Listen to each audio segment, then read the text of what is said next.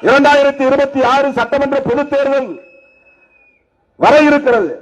இந்த தேர்தலில் இன்றைக்கு யார் யாரையோ களமிறக்கி விடுகிறது பாஜக அரசு. அவங்களுக்கு இடையில நேருக்கு நேராக உறவு இருக்காது. நாங்கள் எங்களுக்கு பாஜகவும் தான் எதிரி என்பார்கள்.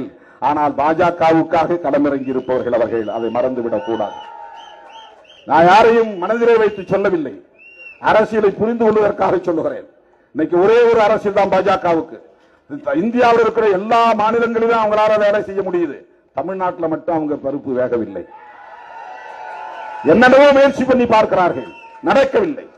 எவ்வளவோ பகிரத முயற்சிகளை மேற்கொள்கிறார்கள், நிகழவில்லை. அதற்கு காரணம் என்ன? இன்றைக்கு ஒரே பாதுகாப்பு அரண் மதசார்பற்ற முற்போக்கு கூட்டணி, அண்ணன் தளபதி மு.க. ஸ்டாலின் அவர்களின் தலைமையில் இருக்கிற இந்த மதசார்பற்ற முற்போக்கு கூட்டணி தான். ஆகவே இந்த 2026 தேர்தலில் எப்படியாவது பாரதிய ஜனதா கட்சி காலூன்றி விட வேண்டும், வேரூன்றி விட வேண்டும் என்பதற்காக பல்வேறு சதி திட்டங்களை தீட்டி வருகிறது. பல பேரை களத்திலே இறக்கி விடுகிறது. திமுக வெறுப்பை உமிழ்கிறது. அது திமுகவுக்கு எதிரான வெறுப்பு என்று நாம் கண்டும் காணாமல் இருக்க முடியாது. ஒட்டுமொத்தமாக மதசார்பற்ற ஜனநாயக சக்திகளை வீழ்த்துகிற முயற்சி அது.